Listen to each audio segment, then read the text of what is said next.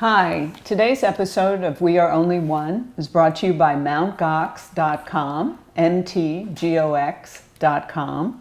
and thankyoueconomybook.com. That's thankyoueconomybook.com. Hi everyone, I'm Jude Byrne. Welcome. We have a wonderful guest today. We're going to be talking about the arts, in particular acting and spirituality.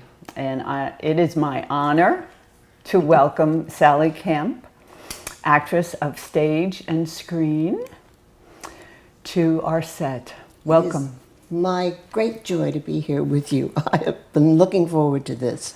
And so have we, Sally. I wonder if you could tell our audience a little bit about what first drew you to acting. All right. You really want the first thing. I do. My father was an orchestra leader, so I was always surrounded by sort of theatrical people as a child. And the first movie, because I'm really, really old, that I was ever taken to see was Goldwyn Follies. It was in Technicolor. And the only thing I remember about this movie was there was a scene and there was this beautiful lily pond and a Greek temple all around it. And all at once, out of the middle of the water, rose Vera Zorina, the great ballerina, up out of the water, and she started dancing, and I was about 3 or 4, and I had a governess then, a Swiss governess. I grabbed her and I said, "That's what I'm going to do." It was very, very definite. The only problem was that all the years, my father died when I was very young, and my mother just never bothered to let me have dancing lessons. And I kept begging, "I want to dance, I want to be a ballerina." And she just couldn't be bothered. So by the time I was 18, I was doing all sorts of plays in school all the time, still longing to be a ballerina. Mm-hmm. And by the time I got out of finishing school, I went to finishing school. I'm from another generation. And was able to make some decisions. I was given a choice. I was told I could go to any of the colleges that had accepted me, and they all had because I was really smart. Or I could go to Paris and spend a year at the Sorbonne. Mm. Or I could make a debut. Those were the days when you made debuts. Or I could go to the American Academy of Dramatic Arts. Well, I went to the Academy. I was hoping they would have ballet, but they didn't. So I got myself into a class that Hanya Holm, the great choreographer, taught, a dance class. It was modern and ballet. I was 18 years old. I was going to the academy all the time, learning how to act. Going there, and I didn't realize that in this dance class we're all professional dancers from Broadway. Oh boy. And for about 2 weeks, I kept up. And then that was the end of it. No more. So my dance career ended very quickly. But my acting career continued. So because it's related. So if I couldn't dance, I could tell stories. And that's what actors do. Because human beings love to hear stories about other human beings. It took me a while to figure out that's what we do. We tell stories, and that's what keeps people kind of sane, I think, in a way. You go to a theater. Most of my work's been in the theater. I've done a lot of television, and I love it, but it's not the same because there's this thing that happens from the stage to the audience. It's like a conveyor belt. You're on the stage, and you're sending out the story, whether you're a villain or a heroine. And I played both. I'm a really good villain. Partly because I learned very quickly. I can't remember, some wonderful teacher I had said, if you're playing a villain, you've got to find something in that person that you like. Because villains don't know that they're villains. They believe they're right. And so you always have to find the human thing. Mm-hmm. We're not just good or just bad. So, all right, so you're playing and you're sending it out, and you, hopefully with love. And if the audience likes it, they're sending it back to you with love, and it just becomes this wonderful, loving thing. Is it palpable when you're on stage? Yes. Can you feel the energy? Oh, God. Oh, yes, and you can feel when it's not working, too. Sometimes it doesn't work, and What do you do? you, if you're stupid, like most of us are, you work harder to try to make it work, and that just makes it worse usually.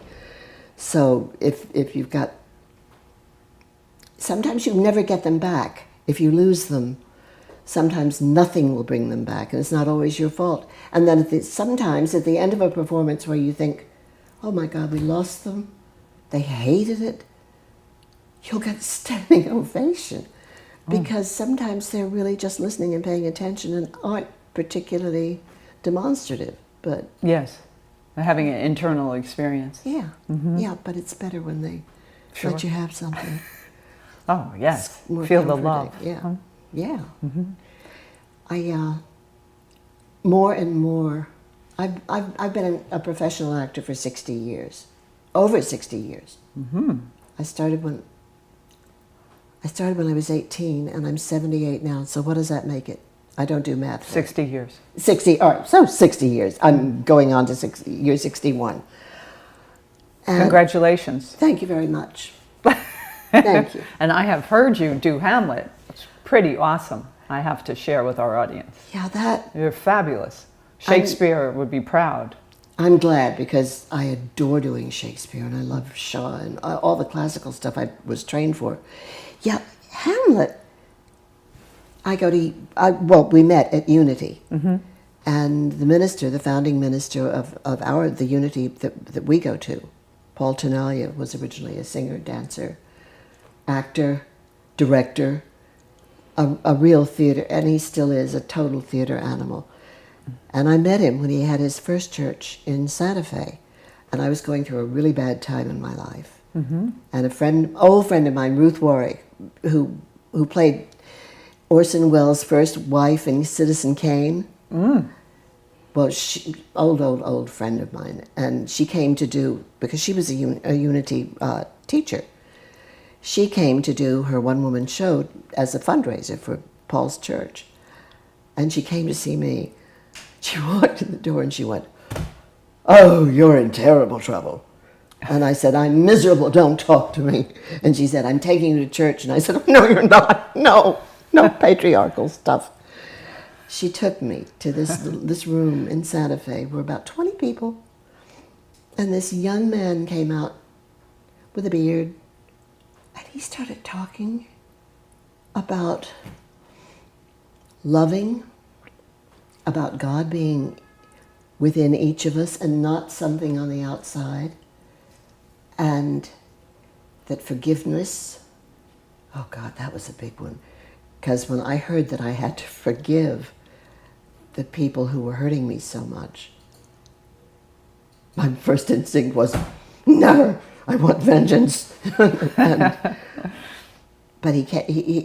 anyway, I was hearing him say things that, except for the forgiveness part, that I had believed all my life, but I had never heard anyone in a church say in quite the same way. It was always, you will be forgiven, you have to watch out and don't sin because you'll be punished. He said, no, there's no sin. Sin is when you are separated from God, the God within. There's no punishment except the punishment that we so brilliantly give ourselves. And so I sat there and I started to cry. And I went every Sunday. And I cried until finally there was a lovely old couple who came every Sunday, and they would bring a box of Kleenex, and they just hand me Kleenex. And then Paul would call me at home, "Are you all right?" And he almost always hit a time when I was having an anxiety attack, or had just talked to my about-to-be ex-husband, the one who was the source of all this pain. It took me a long time until I figured out he wasn't the source of all my pain. I was the source of all my pain. But that was the teaching that Paul gave me. And he would come and he would pray with me. He'd pray with me on the phone. He'd sit and pray, and then he left. He went to San Francisco, and he would call, "Are you all right?" "Yes, I'm getting better. I'm all right. Have you forgiven?" "I'm working on it. I'm working on it." And then he came to New York, and he said, "Well, when are you coming home?" Because I had started in the theater here. I had been on Broadway in a glorious, expensive, beautiful flop about the about the Prince Regent of who became George of England. Anyway, half of the Royal Shakespeare were in the company, but the leading man was Walter Slezak, whom I don't know if you remember from movies, but he was sort of a plump, genial Viennese, and he was playing the Prince Regent, who really was a bit of a bugger, and Walter didn't want to not be loved.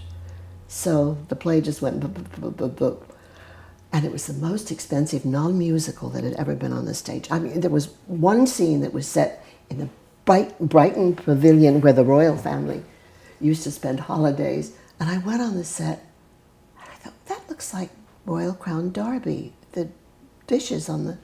And I picked up a cup, and it was the real thing. The prop master came running out and said, "God, don't touch it! Everything on the stage is the real thing." I said, "It's all right, my great-grandmother had Royal Crown Derby. I'm used to it. I won't hurt it." So, yeah, and then I was in Advice and Consent. I played Richard Kiley, who died a few years ago, his wife. And then I married again a wonderful husband, and he made me come and live with him in San Francisco. I kept saying, "No, And did you act there when you went to Oh, San yeah, Francisco? finally. I had to, because I was going to die if I didn't. Well, you have all these emotions inside. I imagine it's a very good outlet. And a lot of skill. By that time, I'd been very well trained at the American Academy. And I had done a lot here in New York and in summer stock and stuff, which is brilliant training. And I got there, and I have to be a lovely hostess, and I'm in this beautiful apartment, 14 rooms. 14 rooms. I'm on a whole floor in this, and this divine husband who was a writer. He had an advertising agency in San Francisco.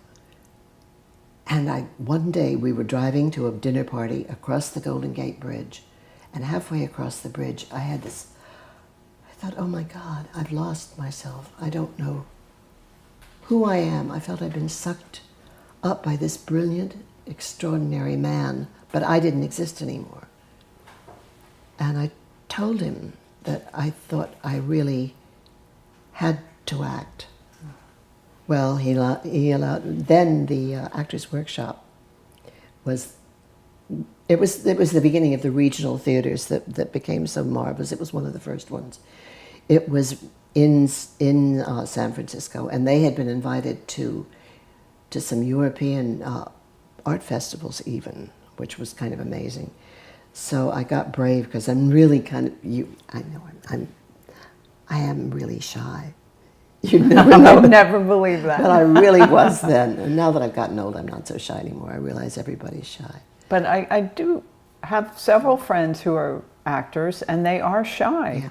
Yeah. And I often wonder, is that a freedom that acting gives you? Yes. To step into a whole nother reality? And great question, because I thought it was just me, but I discovered that almost all actors, the ones who really are serious actors, who don't necessarily make very much to live, but who work at it, are usually shy people who feel safe. You're safe when you're on that stage. There's a fourth wall between you and the audience that cannot be violated, or is not meant to be violated.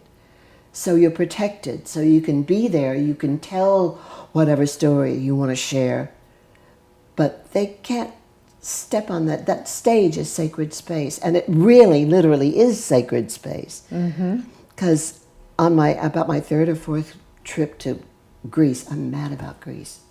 Anytime I have any money, I go to Greece, and people say, "Why don't you go to Paris?" I say, "Paris is lovely, but Greece. I think I've had a lot of past lives in Greece. I have. I think I have too. Yeah, probably. Maybe we met there. We probably did. But I think it was the second time I'd been to see the great theater at Epidavros.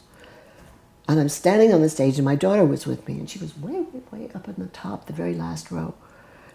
And she said, "Mummy, say something, do something." So I started. I think I started something from Shakespeare. I can't remember what it was. But I was just using an ordinary speaking voice, not Hamlet this time, because I hadn't played Hamlet yet. And it went up, and the guide said, "You're standing in the center of the stage where the altar stone always was." And I said, "Altar stone?" She said, "Yes. Every stage in the ancient theater, in the ancient world, had an altar." Well, of course, because theater came out of religious ritual. They're related. So no wonder the stage is a sacred space. And more now, when I go and when I work with young companies, because now I'm usually the oldest person in the cast, which is fun, because I can sort of tell them what to do a little bit sometimes. My dear, if you want to have a proper career in the theater, do not have tattoos that have to be covered by makeup. Don't do that, you stupid girl. And no, not that mean, but what was I telling you? I was telling you something. Shoot. The Ritual and Greece. Oh, and more theater companies, the actors now openly will talk about this is sacred. Sacred space. Sacred space, and the work we're doing is sacred. I didn't hear that when I first started in the theater. Mm-hmm. I mean, I knew it, but I felt it, and I thought, oh, let's just use you being silly, Sally, because when I was little, I used to run around in the woods. I was supposedly an Episcopalian, but that didn't work, so I'd run in the woods in my parents' house in Maine or the house in Connecticut, and I'd build altars to the wood nymphs that lived in the trees and the spirits of the little river that went through. Mm-hmm. That was real religion to me. Yes. But that's where theater started. Mm-hmm. In the woods and in the groves and in the forests and by the rivers, and that's when people began worshiping nature. Because they lived in it so much more than we do now. Yes. And if there was a drought, they starved. And if there was a terrible storm and everything got beaten down, all the crops were... They had to blame somebody, so they blamed nature spirits and nature gods, and they tried to placate them. And often with offerings of fruit and flowers and killing animals, which is horrible. But singing or dancing and creating rituals. Mm-hmm. And that's what the theater came out of. Mm-hmm. I think I was thinking about the ritual and how that could imprint someone. You know, if you're brought up in a certain tradition and you get attached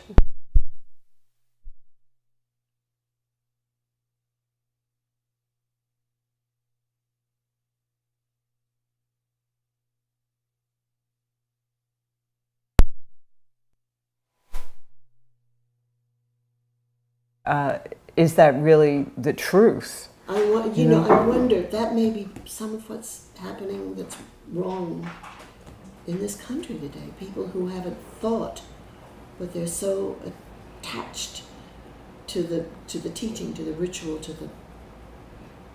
that they don't see beyond it. They don't grow beyond it. Mm-hmm. I actually have a friend who came from a non-traditional background, and he joined one of the more traditional religions because he liked their ritual. And I thought, well, what about what they're saying? Yeah. You know? Oh God, yes. And then linking theater with ritual, I think that's part of how we get so transported when we go to a wonderful play or see a great film. It takes us into another reality. Yeah, it does. You know, and often a quite delightful one. You reminded me of something when I first came back to New York after living in Santa Fe for years. I came back 14 years ago to New York. Mm-hmm. And this was, I'd gone a couple of times to Paul's Unity at Lincoln Center, but he didn't speak every week. So I tried going, because I'd grown up supposedly Episcopalian, I tried going to beautiful St. Bartholomew's on Park Avenue. I love that church. Mm-hmm. That's beautiful. And I went to the first service, and I found I couldn't say, I couldn't bring myself to say to the Nicene Creed or any of that, because I no longer believed any of that. Mm-hmm. And I thought, oh no, wait, no, I don't believe God's out there, and I don't believe that Jesus was killed for our sins, for my sins, and I certainly don't believe that babies have any kind of sin. So yeah, Mm-hmm. I loved the music, Mm-hmm. and I liked the ritual, but I couldn't say the words. So I'm happy in our church, which is the best show on Broadway on Sunday mornings, with a jazz combo and singers from everywhere. And so much talent. Speaking of acting and singing, and since we're mentioning it's for people who aren't aware of it, it's at Symphony Space on 96th and Broadway. Yeah. Sundays 95th. at 11, 95th. 95th and Broadway. Thank yeah. you. 95th and Broadway. Wonderful. And you will, from time to time, hear Sally performing. Well, that's when Paul makes me do Hamlet. Well, I thought you were fabulous. He made Absolutely. me. I did it the first time at his little church in Santa Fe. He came to me one day and said, I'm doing a talk about the metaphysics of Hamlet, and would you do To Be or Not to Be? And I said, no. And he said, no, really, I need you to do it. You're the only professional actor I've got, and it doesn't matter that you're a woman. I said, you're quite right, it doesn't matter. I thought, this is the greatest speech in the English canon, and what am I going to do? And I really worked on that. I broke it down phrase by phrase. What does this really mean? I mean, people are always saying to be or not to be, that is the question. Duh. He's thinking about it. To be alive, or not to be. That is the question. And when I broke it down, it made sense to me finally. And I did it. And people came up afterwards and said, that's the first time I've understood that speech. Because almost everybody has seen somebody somewhere do Hamlet. Mm-hmm. And so when Paul asked me to do it again here, I not only had already worked on it, but I had a whole lot more years of thinking, because I'm getting closer to maybe not to be pretty soon, and I think about mortality, my mortality, and I think, all right, how do I really feel about all of that? And that invested the reading. The reading was not as good as it would have been if it had been in performance, because I had to go, and just get up there and do it cold. But that's another thing. Good theater, good writing really makes you, as an artist, as a performer, study more. I mean, you never stop, because every role that's handed to you is something different, something else. Even comedies, you find, and as so much stuff. And as you're getting older, and I don't know how many more years I'm going to be alive, and I certainly am looking forward to dying. I think it's going to be a lot of fun. I do too. But I know that my daughter and grandson, my grandson is 6.5 almost, and they're going to miss me a lot. So I'm going to stick around as long as I can for them. But it doesn't bother me at all, the thought of, well, because didn't we talk about it once that I'd done past life regression work in Santa Fe before I came back to New York? I'm not sure if we did or not. We might have mentioned it, but because I uncovered about 6 lives before I had to come back here, and at least 2 or 3 out of 6 had been in Greece. One, I'd been a priestess who was thrown off a cliff for having taught girls, educating girls, because women weren't supposed to be educated. My In ancient feminism Greece. began, I was an early feminist. I also had been a priest in Egypt, and I was responsible for having my brother, the Pharaoh, murdered because I believed that he was leading the country in a dangerous direction. And ever since then I thought, wait, was that Pharaoh Akhenaten, who separated from the Greek multiple gods and founded his own religion of the Aten, just one god, the solar disk, and absolutely transformed Greece and Egypt into a chaotic mess. I mean, people were horrified. Their gods were taken away from them. They'd had him for thousands of years, and suddenly he was saying only one. He was the father of Tutankhamun, whose name was originally Tutankhaten because he was the Aten. He was the son of the Aten. And then when his father died, we don't know quite how. Technically, we really don't know whether he was murdered, whether he died of an illness or what. But suddenly, Akhenaten disappears from the stage. He's dead, and his young son, Tutankhaten, becomes Pharaoh, and he decides to save the country and reunite everybody and go back to the old religion and add Amun to the end of his name. So he became Tutankhamun. And I wonder if I, in that life, was responsible for murdering my brother Akhenaten. I don't know. But I like to think about it. To saving the world. I've been, Well, I think that's part of the fascination with acting and films and performances is that we get to try on other realities, right? And whether in our imagination, if we're the viewer, we're experiencing it. You're a medium. You're channeling another reality for us as the. That's the joy of it, yeah. And then that's the reason why I did the past life work, because this woman who did it, she's gone now.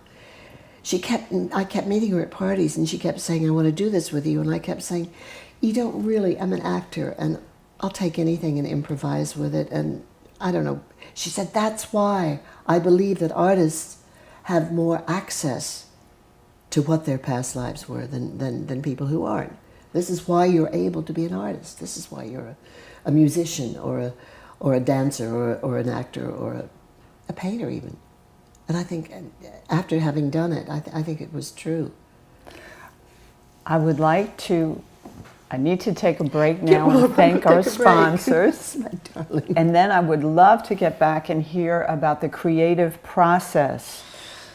What you go through, as you're saying, actors have a lot of accessibility. Oh yeah. How do you develop that? And if you could share with people who have never acted, what is that like? Like a day in the life, your creative process when you are going for an audition or you have a role. I think I would find that fascinating to hear, okay?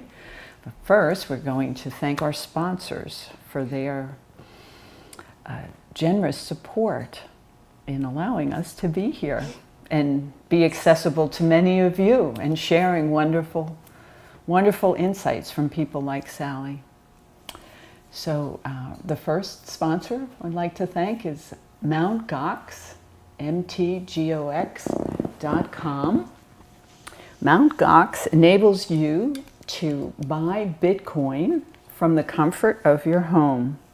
It's the largest online exchange service.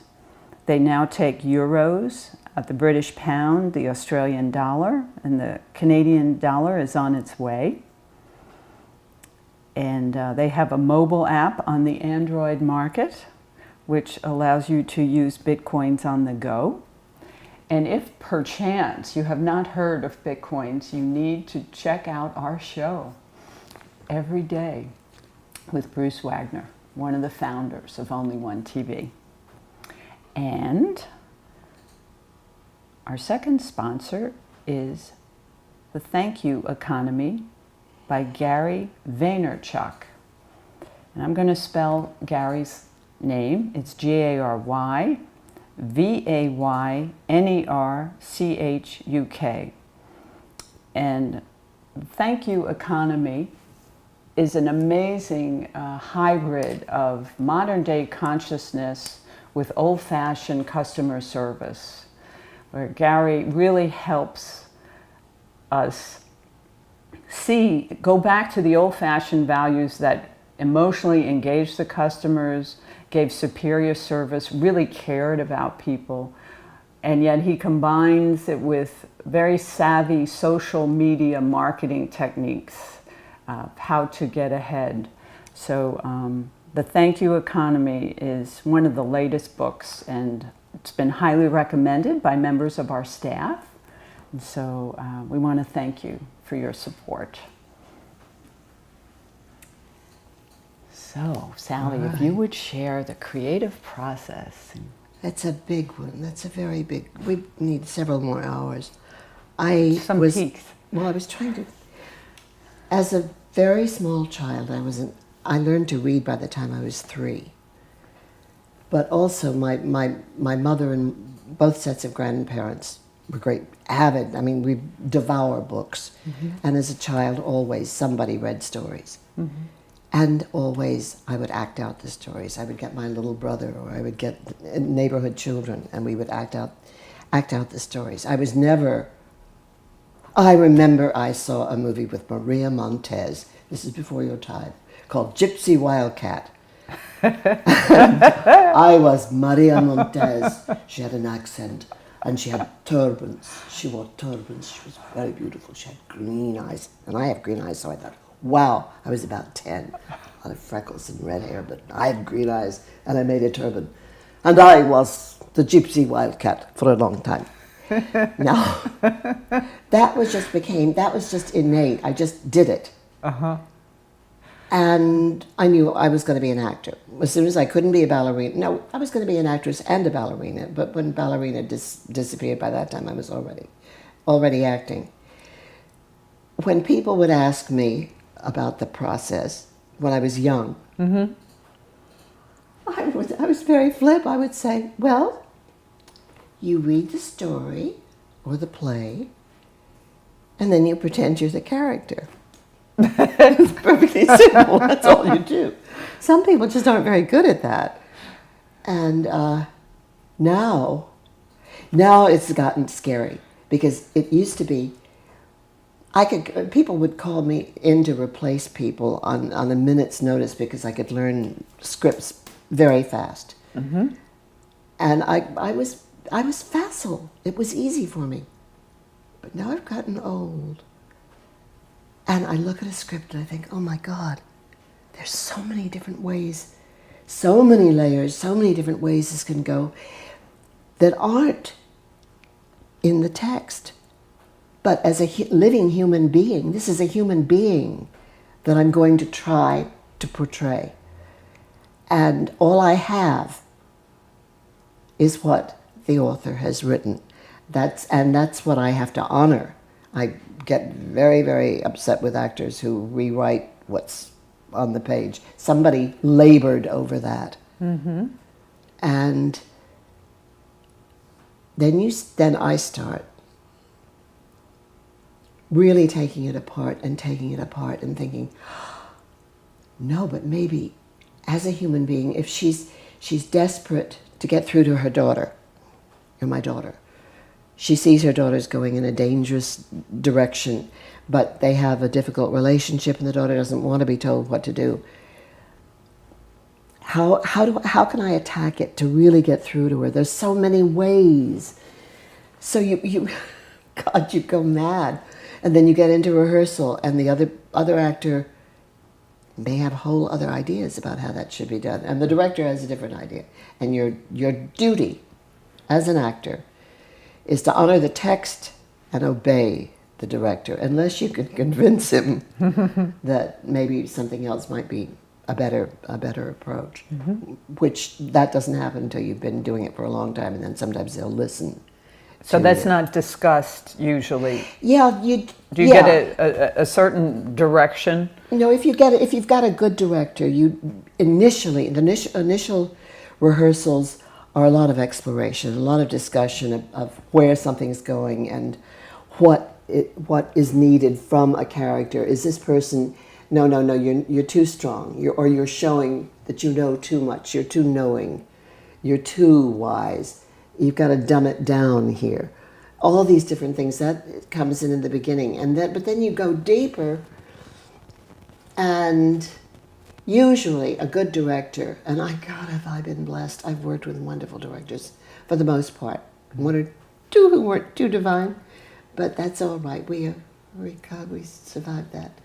But some wonderful ones. And as you get older and more experienced, they will listen if you say, this. Recently I did a wonderful play. I usually am given the big flamboyant roles. But I wanted to play a middle-class, Midwestern American woman. I've played more Brits than I have Americans. And so I did a wonderful play called Mornings at 7. A little housewife, whose marriage is sort of meaningless and dead, and whose son is her life is kind of this. I wanted to learn to do a middle American accent because I'd never done one. Something different for you. Yes. Mm-hmm. And it was fascinating. I found myself getting smaller and more timid, and I didn't move my hands as much, and everything was so weighty. For her to get a dinner on the table was a terribly difficult, a heavy, heavy task, and to even try to begin to understand her husband, who really wasn't interested in her. It was wonderful. As a stretch, an internal stretch for you? But then there's a scene where he says he's going to leave me. And the director wanted me, and I'm begging him, "No, you can't leave me." I'm begging this man, and the director said, "No, I want you to face front, face the audience when you're doing that." And I said, I can't look at the audience there and beg this man to stay with me. I mean, there's no connection. It's not possible. Mm-hmm. And we had a big discussion, and I tried it a couple of times, and I couldn't make it. I couldn't make it happen. I'm trying to please him, and I thought, oh God, damn it, because this is such an important moment for this character. And on opening night, he came backstage finally, and he said, "Play it the way you want to." Opening night. Opening night, and I'd been trying all these other rehearsals to do it his way, and everything in me was wrong. My body didn't want to do it. So it's very instinctual. Yes. Very instinctual. And once you've worked on a role and you've studied it, it becomes more and more. You don't live it. You don't actually become it. But you live it to some extent during the hours of performance. You have to. And in rehearsal for hours and hours while you're putting it together, it's like a huge jigsaw puzzle. What is this? This is another human being. Not like me. She eats different things for breakfast. I can usually tell you what any character I play has for breakfast, or what's in her lingerie drawer, or because you have to fill out their whole life. And you do that inside? I do it inside. Mm-hmm. Some actors write it all out. They write whole Bibles or about. I don't. I just know. Mm-hmm. You can stop me in rehearsal and say, "Oh, what color are her panties?" And I'll tell you they're green, or whatever. Mm-hmm. But you have to be able to stay open, and this is a very, very hard thing for actors, because good ones, and there are so many of them, and they're so brave, because they live with rejection all the time. I mean, for every job you get, you don't get dozens of other ones. Mm-hmm. But every good actor has to stay open. You have to, your heart, this is why unity is very good for actors. You have to keep that open. You have to keep your intelligence open. You have to be willing to listen and to receive what comes from on the outside and from the script, and still survive being rejected or having an audience not respond to you. Actors live a life constantly balancing their sensitivity and their I would think it'd be so difficult if you had any self-esteem issues whatsoever, and who doesn't at some point in their life, and you could be, as you said, rejected for something. You could be fabulous, but you're just like the wrong height or the wrong something that you can't transform. Yep, nothing you can do anything about. And how, I mean, did you have a strong internal value system? No. You know, what kept you sane? I mean, my paternal grandparents and summers with them, they loved me. The perspectives that you had. I had very low self-esteem. For the most part. I was very shy. In fact, one of the first things I did on Elizabeth Montgomery, who was Bewitched. Yes. Oh, she yes, and I loved her.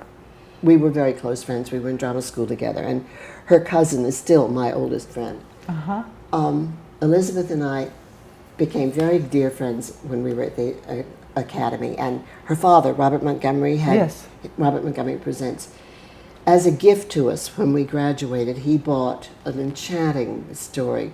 There was a movie and a play made of it called Our Hearts Were Young and Gay, about Cornelia Otis Skinner, who was the daughter of the great stage actor Otis Skinner, and her friend Emily Kimbrough, and their first trip to Europe in the 20s. And we did it on his show. And I hadn't seen it since 1954. Until a few months ago, somebody sent me, they had found an old, what were they called before they had? Reels? Well, not a reel, no, it was a, oh God, it was live television, kinescope.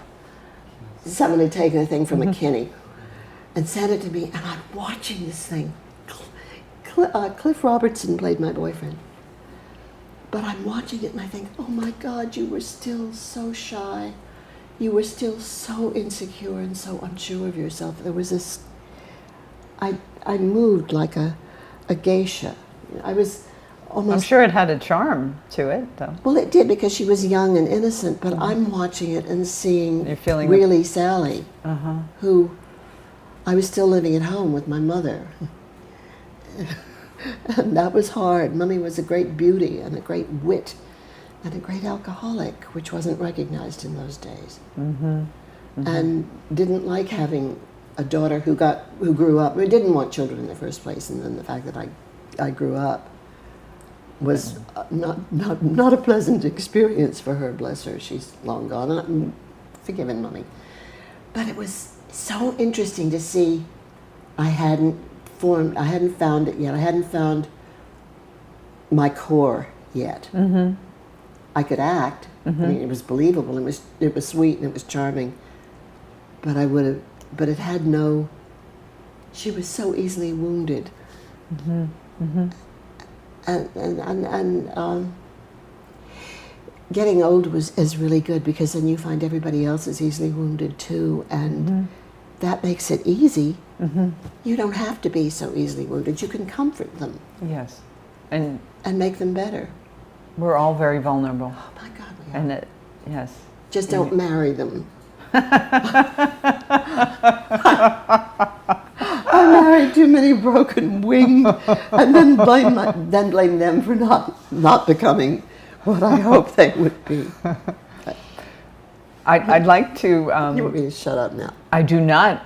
Totally not want you to shut up. I wouldn't have invited you on this show. What I'd like to do, I know you have a website, and I'm wondering if it's possible that maybe we could put that up, and we could.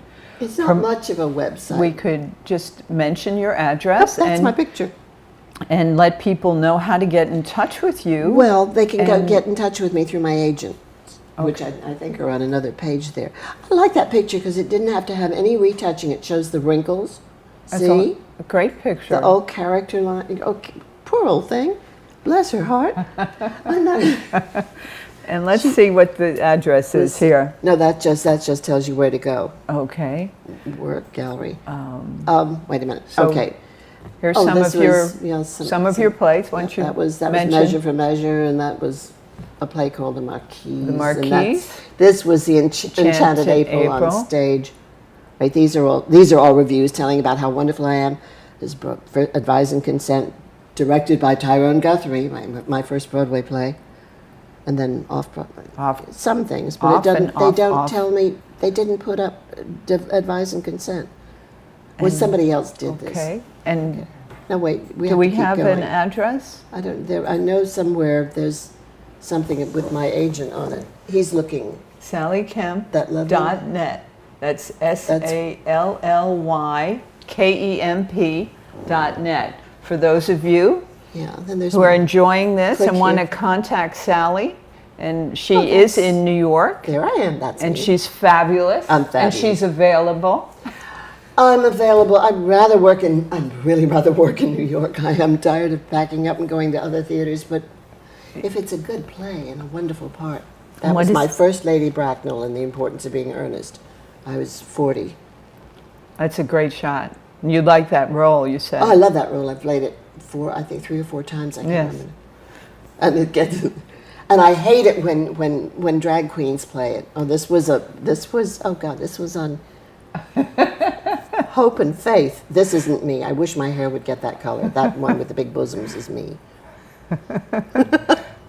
Very stylish. Oh wait. Here's the one who was so pitiful. Yes, that's my little Midwestern little housewife. Oh my goodness, I would never have known that was you. I know. So you really totally transform into I another was person. very proud of that. Yeah. And you say while you're rehearsing you feel that, but then you personally would let it go when you would go home? Oh, Or yeah. would you wouldn't carry that energy with except you? when you're studying the lines alone and you're working on it, you do, but you can't. You can't. Yeah. You can't. Imagine. I think it would that's where I would- people go crazy if Yes. they try to do that. That's not very healthy. Right. It's like which one's together? Oh, What's this? this is my exquisitely ravishing daughter. Oh, I right did- here? That's She's my beautiful. daughter, and that's me. I did in Los Angeles at the Mark Taper. I did Richard III opposite Rene Aubergenois, who played Richard, and I played Queen Elizabeth, who is usually cut out of it. She's the leading lady of the play. She's the only person in the whole play who stands up to Richard. There's this great confrontation scene. And so I came back to New York, and a friend was doing a production of Richard III in the Park, and he had met my daughter, and he said, oh, he called one day, and she wasn't home, and he said, I said, who are you? And he said, well, I'm directing Richard III in Central. I said, that's my play. He said, I want your daughter to play Queen Elizabeth, which was the part I'd played in L.A. And I said, no, that's my part. And he said, who are you? I said, I'm her mother. And he said, who are you? And I said, I'm Sally Kemp. You've never heard of me. He said, oh, yes, I have. I'm from L.A. Would you be willing to come in and read?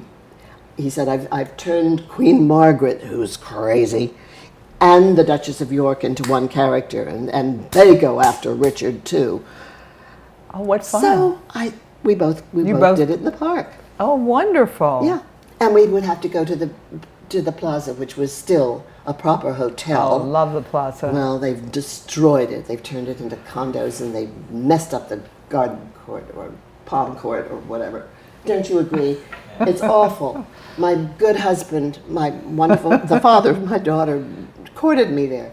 Oh, that's Anyway, a charming we used to place. have to go to the ladies' room at the plaza in costume, and people would say to me, "Sister." Bet you had a good time with that. We had a great time. Oh. Only I can't do things out in the park anymore. Bugs fly into your mouth. Unless it would be at the Delacorte. That would be fine if my old friend Dan Sullivan would just, I played it. Which is this one? This was a play called, world premiere of a play called A Young Lady of Fashion, about a young Irish girl. This I'm playing a French marquise who's advising her about men there. Oh. You can't see that dress. It was gorgeous. It was emerald green satin, Pretty. but it hadn't been finished when this picture was taken. I had red hair, as you can plainly Yeah, see. it's beautiful. It was I pretty. come from many redheads. Oh, yeah, it I shows. do. This was at South Coast Repertory, a most wonderful, my favorite theater in the whole wide world. That's me. This was Arms and the Man, and I was very funny in that. Yes, yes. And what's that? Oh my gosh, that was Gunsmoke. No, it was Bonanza. With Bonanza. young, oh God, he's had a wonderful career, and I can't remember his name. Yes, I know. Yes, I recognize his I face. can't remember Yes. his baby name. He was so sweet and so young. Yes. Yes, Great. Great shot. yeah. I'd just been shot, and he was trying to rescue me. Oh, this is Richard III. That's me and Renee Aubergenois. Renee was wonderful. And one night we came up after that big scene, and we were walking to the parking lot. And I said, oh my God, that scene was flying tonight. He said, yes, he said it was, but you know something? No matter how good we are, Shakespeare's always better. He was right. Was that a signal that this Genius. is over? Not at all. No. Oh, and this that was is somebody's doing. Shaw, George Bernard Shaw. You never can tell. And that's me. Oh, that corset hurt. Oh, look at that.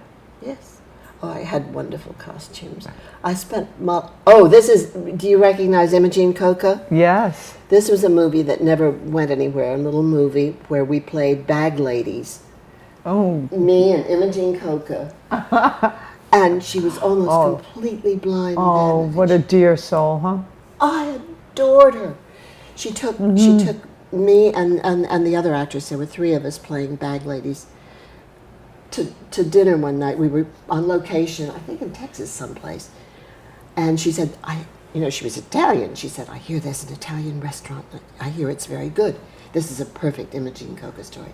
So we get to this restaurant, and it's strange. You walk in the door and you don't smell garlic or anything, which is odd for an Italian restaurant. And we sit down and we order wine and we order food. And we still don't smell garlic, but we're sitting and the food arrives on the table and we take a bite and it's absolutely tasteless. And Imogene calls the waiter over, and she's almost completely blind. She looks up and she said, may I have the check, dear? And the waitress went and got the check, came back, and she signed it with a big, big tip. And she said, we're going now. And the waitress said, do you want me to wrap up this food? And Imogene said, oh, no, dear, you can keep it. And out we went back to the hotel and had room service. Oh, she was heaven. Little creature. Yes. That was Arms and the Man again. I was being rather arrogant there. Oh, and this was at the Pearl Theater here in New York. Nathan the Wise. That's kind of not Israeli, but an ancient Middle Eastern housekeeper. Mm-hmm. I did that in tandem with, I've forgotten the name of it, Restoration Comedy. Well, anyway, that's gone. That's backstage, you can plainly see. Yes. Well, quite a variety of realities you've here. presented. Yeah, there's my agent is Brett Adams. Brett Adams. 448 West 44th Street. And the phone is 212-765-5630. And the website is Brett Adams Limited. Brett Adams Limited, Ltd. So that's BRETADAMSLTD.net. Yeah. And I don't do commercials. My commercial agent's in California. I did voiceovers, but no, I never got commercials. And I've shrunk. I'm not 5'5.5" anymore. I used to be 5'6", but I am now 5'4". Disgusting. And my hair is getting more gray And my eyes are still green, but withered. Not at all with it. Yes, You have well, I've got so some- much I've got a vitality. bunch of awards. Let's go to the awards. If we could go down a little bit, and Yeah, I got a lot of 6 Dramalog Awards and 5 Robbie Awards. Bravo. So those are all in California. Bravissimo. so what kind of advice To give to to young give actors. to young It's the actors? same thing. I'm not alone in giving this advice. If there is anything else on this planet that you would like to do more, do it. This is heartbreaking. This is hard. It's not just all glamorous. It's hard, physical hard work, mental hard work, and the rejection is ongoing. Even Betty Davis had to run an ad and I worked with her once. Oh gosh, she was heavenly. Tiny and scary, those great big eyes, scared everybody to death when she said, "Good morning." You said, "Oh, it's morning," yes. But she had to run an ad in Variety to try to get work after she'd been a star for years. I mean, it's just brutal. So if you really are drawn to paleontology, do it. I say, I'm going to be an archaeologist in my next life anyway, because that's far more interesting. Fabulous. Sorry. And now share the wonderful feeling of having a sublime experience on stage and totally connecting and getting a standing ovation. Yeah, okay. Yeah. Share that. How is that? Can you It's put that nothing into like words? that. It's better than, as I recall, sex.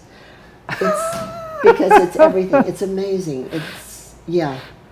It's amazing because it's when you believe. Sometimes you're wrong. It's when you believe that you have really done it that night. You have really You've hit it.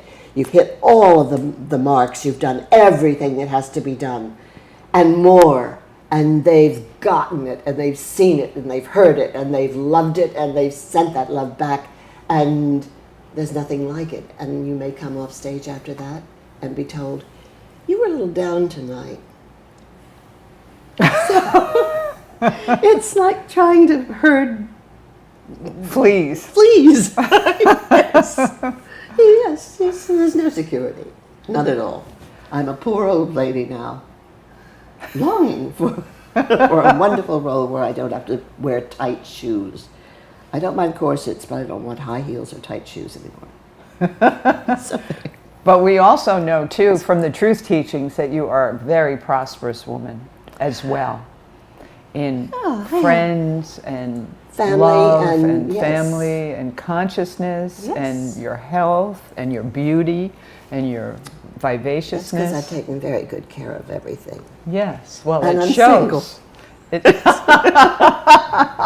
That's done wonders for me. No, I know. I'm so blessed to have this incredible community of friends and people here. And I get to go to California twice a year and spend a month each time with my daughter, my heavenly, beautiful daughter, and my grandson, who is 6 and is a born let's say hello actor. to them. What's their name? Sarah Luck Gossage, my daughter, and Aidan Luck Grimm, and my son-in-law, Joseph Conrad Grimm, the story is that he's descended from the fairy tale Grimms, which seems to me to be suitable in this family. Well, Anyway. hello to all of them, and thank you for the blessing of your company Oh, today. Really, you shine, you radiate, So do you, my darling. Thank you. and It's been fun. I'm so glad you thought of this. it's been a lot of fun. And just want to thank everybody for tuning in, and have a beautiful, blessed, radiant week. Signing off from Only One TV. Only.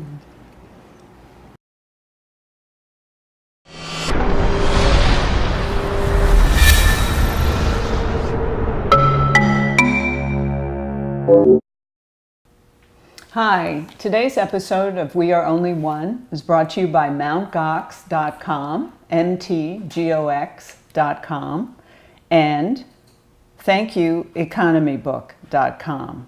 That's thankyoueconomybook.com. Hi everyone, I'm Jude Byrne. Welcome. We have a wonderful guest today. We're going to be talking about the arts, in particular acting and spirituality. And it is my honor to welcome Sally Kemp, actress of stage and screen, to our set. Welcome. My great joy to be here with you. I have been looking forward to this. And so have we, Sally. I wonder if you could tell our audience a little bit about what first drew you to acting. All right. You really want the first thing? I do. My father was an orchestra leader, so I was always surrounded by sort of theatrical people as a child. And the first movie, because I'm really, really old, that I was ever taken to see was Goldwyn Follies. It was in Technicolor. And the only thing I remember about this movie was there was a scene and there was this beautiful lily pond and a Greek temple all around it. And all at once, out of the middle of the water, rose Vera Zorina, the great ballerina, up out of the water. And she started dancing. And I was about 3 or 4. And I had a governess then, a Swiss governess. I grabbed her and I said, "That's what I'm going to do." It was very, very definite. The only problem was that all the years, my father died when I was very young, and my mother just never bothered to let me have dancing lessons. And I kept begging, "I want to dance, I want to be a ballerina," and she just couldn't be bothered. So by the time I was 18, but I was doing all sorts of plays in school all the time, still longing to be a ballerina. And by the time I got out of finishing school, I went to finishing school. I'm from another generation, and was able to make some decisions. I was given a choice. I was told I could go to any of the colleges that had accepted me, and they all had because I was really smart. Or I could go to Paris and spend a year at the Sorbonne. Or I could make a debut. Those were the days when you made debuts. Or I could go to the American Academy of Dramatic Arts. Well, I went to the Academy. I was hoping they would have ballet, but they didn't. So I got myself into a class that Hanya Holm, the great choreographer, taught, a dance class. It was modern and ballet. And they believe they're right.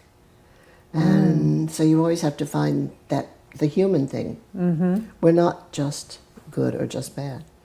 So, all right, so you're playing and you're sending it out, and you hopefully with love. And if the audience likes it, they're sending it back to you with love, and it just becomes this wonderful, loving thing. Is it palpable when you're on stage? Yes. Can you feel the energy? Oh, God. Oh, yes, and you can feel when it's not working, too. Sometimes it doesn't work, and what do you do? If you're stupid, like most of us are, you work harder to try to make it work, and that just makes it worse usually. So if you've got, sometimes you never get them back. If you lose them, sometimes nothing will bring them back, and it's not always your fault. And then sometimes at the end of a performance where you think, "Oh my God, we lost them. They hated it," you'll get standing ovation. Because sometimes they're really just listening and paying attention and aren't particularly demonstrative. But yes, they're having an internal experience. Yeah, but it's better when they let you have something. Oh, yes. comforting. Feel the love. Yeah. I more and more. I've been a professional actor for 60 years, over 60 years. I started when I was 18, and I'm 78 now. So what does that make it? I don't do math. 60 years. 60. All right, so 60 years. I'm going on to year 61. And congratulations. Thank you very much. Thank you. And I have heard you do Hamlet. It's pretty awesome. I have to share with our audience. Yeah, You're fabulous. Shakespeare would be proud. I'm glad, because I adore doing Shakespeare, and I love Shaw and all the classical stuff I was trained for. Yeah, Hamlet, we met at Unity. And the minister, the founding minister of the Unity that we go to, Paul Tenalia, was originally a singer, dancer, actor, director, a real theater, and he still is a total theater animal. And I met him when he had his first church in Santa Fe, and I was going through a really bad time in my life. And old friend of mine, Ruth Warwick, who played Orson Welles' first wife in Citizen Kane. Well, old friend of mine, and she came to do, because she was a Unity teacher, she came to do her one-woman show as a fundraiser for Paul's church. And she came to see me. She walked in the door and she went, "Oh, you're in terrible trouble." And I said, "I'm miserable, don't talk to me." And she said, "I'm taking you to church." And I said, "Oh, no, you're not. No patriarchal stuff." She took me to this room in Santa Fe. We're about 20 people. And this young man came out with a beard. And he started. I was 18 years old. I was going to the academy all the time learning how to act. Going there, and I didn't realize that in this dance class we're all professional dancers from Broadway. Oh, boy. And for about 2 weeks I kept up. And then that was the end of it. No more. So my dance career ended very quickly, but my acting career continued. So because it's related. So if I couldn't dance, I could tell stories, and that's what actors do. Because human beings love to hear stories about other human beings. It took me a while to figure out that's what we do. We tell stories, and that's what keeps people kind of sane, I think, in a way. You go to a theater. Most of my work's been in the theater. I've done a lot of television, and I love it, but it's not the same, because there's this thing that happens from the stage to the audience. It's like a conveyor belt. You're on the stage. And you're sending out the story, whether you're a villain or a heroine. And I played both. I'm a really good villain. Partly because I learned very quickly, I can't remember, some wonderful teacher I had said, if you're playing a villain, you've got to find something in that person that you like.